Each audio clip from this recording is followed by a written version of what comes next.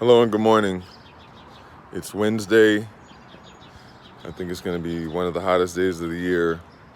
I'm up early, um, just taking some personal time, praying for our city, for my family.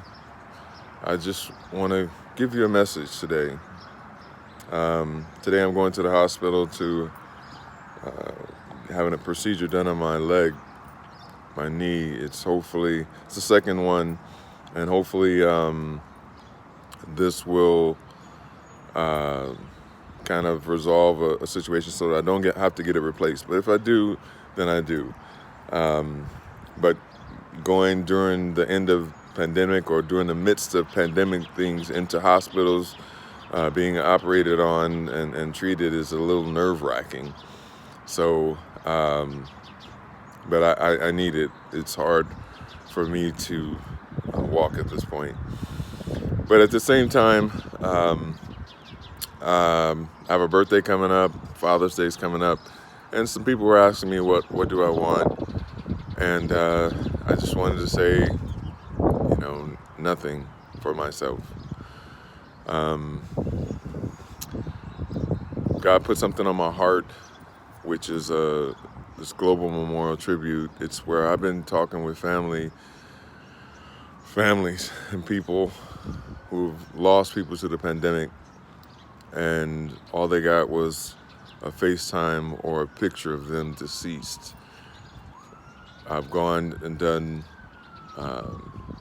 the body disposal, and I've seen morgues. They're supposed to have 50 bodies that have more than 200. I've seen some of the burial sites where hundreds of people are being stacked on top of one another, and a bulldozer covering them. Truckloads carried by the National Guard and even U-Hauls with 40 and 50 bodies in it. And these are people. This is somebody's father, mother, daughter, son. These are people, human beings. And this memorial site would allow anyone and everyone anywhere in the world to create a memorial tribute to the person that they lost. And those from different states and countries who are also family would be able to join with them. What I'm asking for my birthday, for my Father's Day, for anyone who's appreciate ministry I've done, I've handed out hundreds and hundreds of masks to frontline people, to workers, and not asked anything in return. We're helping to feed through the 86 different organizations through Unite Us NYC, millions of people. Personally, 1,500 to 2,000 people, 2,000 families a week am I able to touch directly. We're not talking about just for the pandemic. If you look at Hand Up Paid Forward, HUPF, Google it. Look at it on Facebook, YouTube's. You'll see that long before a pandemic, I've been used to help the community and recognize those ordinary people doing extraordinary things.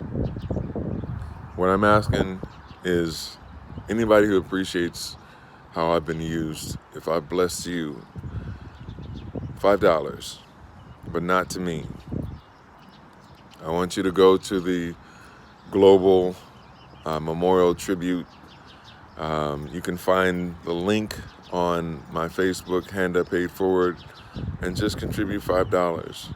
But even more so, after you contribute, share it, pass it forward, so that this mission can be accomplished and the world can be united and hundreds of thousands of people can be healed, at least on the road to being healed.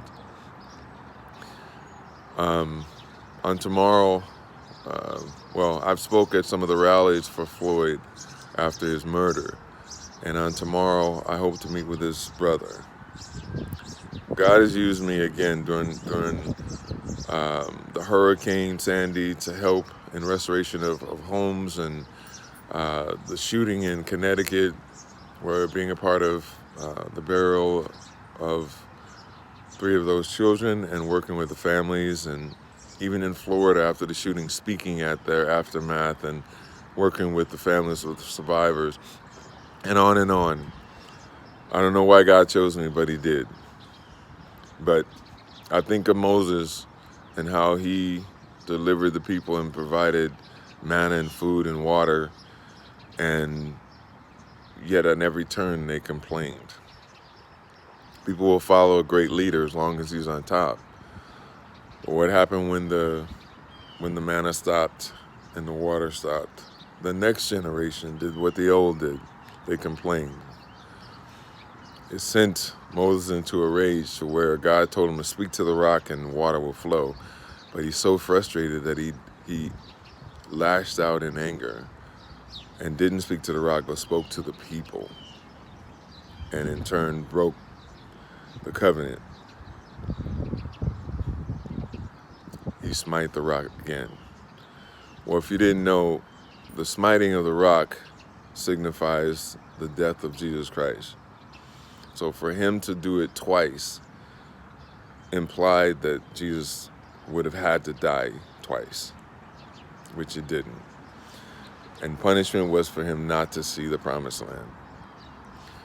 It's good to be a leader when you're on top and the media is behind me and things are happening.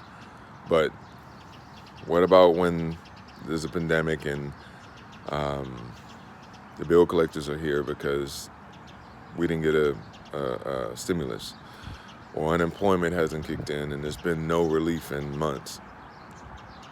Are you still a good leader? Are you still a good father? I believe in this cause. $5 and share it. Check me out if you don't know. If you do know, I would appreciate it. Wish me luck. Say a prayer for me as I go to the hospital. And I'm praying for you. Whoever's watching this, you are blessed. You are called. Not by me, but by something greater than me. Have you answered that call? Are you doing what you're supposed to do? Are you being an instrument, a tool, a servant? Or is it about you? God bless.